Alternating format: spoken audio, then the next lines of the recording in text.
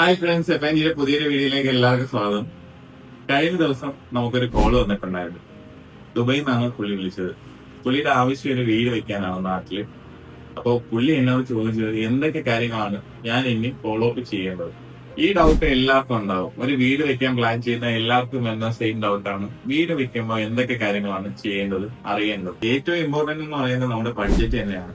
നമുക്ക് എത്ര രൂപ നമുക്ക് മാറ്റിവെക്കാൻ പറ്റും അല്ലെങ്കിൽ ഇൻവെസ്റ്റ് ചെയ്യാൻ പറ്റും നമ്മുടെ വീട് പണി എന്നുള്ളത് നമ്മൾ കൃത്യമായി മനസ്സിലാക്കും.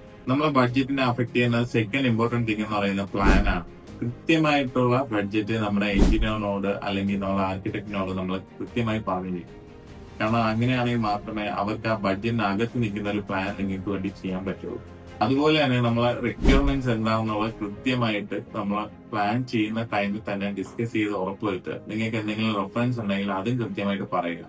കാരണം കൃത്യമായിട്ടുള്ള ഒരു ഡിസ്കഷനിലൂടെ മാത്രമേ നമുക്കൊരു ബഡ്ജറ്റഡ് ആയിട്ടുള്ള ഒരു പ്ലാൻ റെഡിയാക്കി എടുക്കാൻ പറ്റൂ.